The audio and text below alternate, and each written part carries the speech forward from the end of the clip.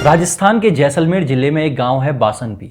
यहाँ रियासतकालीन स्मारकों, छतरियों के पुनर्निर्माण को लेकर जब प्रशासन ने काम शुरू किया तो स्थानीय मुस्लिम समुदाय के लोगों ने विरोध करते हुए पत्थरबाजी शुरू कर दी। इस हमले में 5 पुलिसकर्मी घायल हो गए और कई वाहन क्षतिग्रस्त हुए। पुलिस ने स्थिति को नियंत्रित करते हुए 30 लोगों को हिरासत में लिया, जिनमें महिलाएं भी शामिल थी। अब इस हिंसा ने एक बार फिर यह सोचने पर मजबूर कर दिया कि राजस्थान जैसा सांस्कृतिक रूप से समृद्ध प्रदेश क्या कट्टरपंथियों की प्रयोगशाला बन रहा है।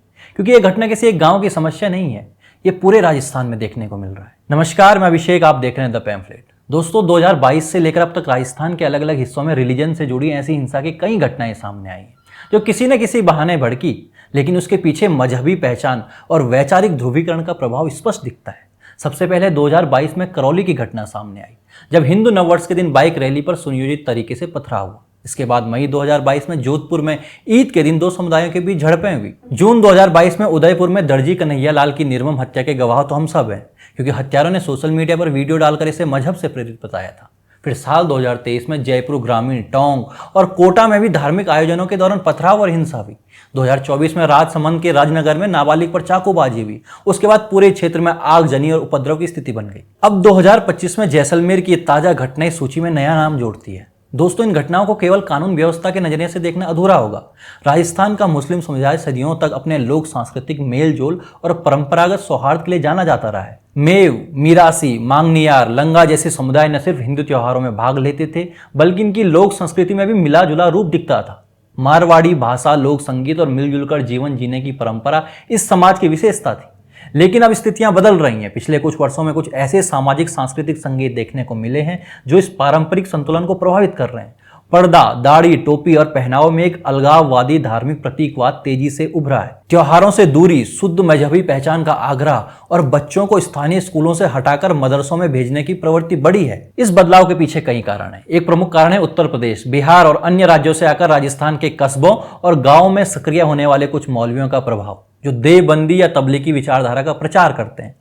ये विचारधाराएं अधिक कट्टर मानी जाती हैं। इसके अलावा सोशल मीडिया पर फैले कट्टरपंथी कंटेंट ने युवाओं को बहुत हद तक प्रभावित किया है। यूट्यूब, व्हाट्सएप और टेलीग्राम जैसे प्लेटफॉर्म पर मौजूद प्रचार सामग्री स्थानीय युवाओं को विचारों को बदलने में बड़ी भूमिका निभा रही है। मदरसों में भी बदलाव आया है। पहले जहां स्थानीय भाषा, कुरान और सामान्य शिक्षा एक साथ दी जाती थी, अब कई जगह केवल शरीयत आधारित शिक्षा पर जोर दिया जा रहा है। कुछ स्थानों पर बाहरी फंडिंग की जांच के भी संकेत मिले हैं, जिससे संदेह और गहरा हो जाता है। लेकिन दोस्तों, एक और गंभीर पक्ष अब सामने आया है। पाकिस्तान की खुफिया एजेंसी ISI का राजस्थान में बढ़ता नेटवर्क। पिछले 3 वर्षों में राजस्थान में ISI से जुड़े कम से कम 5 एजेंट पकड़े गए हैं। 2024 में बीकानेर में सेना कैंटीन में कार्यरत विक्रम सिंह को गिरफ्तार किया गया, जो पाकिस्तान के एक महिला एजेंट के संपर्क में था। 2025 में जैसलमेर में सरकारी कर्मचारी शाकुर खान को गिरफ्तार किया गया, जो संवेदनशील सूचनाएं पाकिस्तान में भेज रहा था।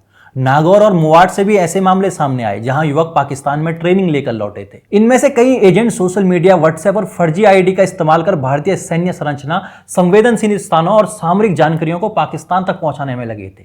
ये सिर्फ जासूसी का मामला नहीं है, बल्कि ये उस वैचारिक घुसपैठ का संकेत है जो सीमावर्ती जिलों के सामाजिक ढांचे को बदल रही है। दोस्तों, राजस्थान की भौगोलिक स्थिति, खासकर जैसलमेर, बाड़मेर और श्रीगंगानगर जैसे पाकिस्तान से सटे जिलों में इस खतरे को और गंभीर बनाती है।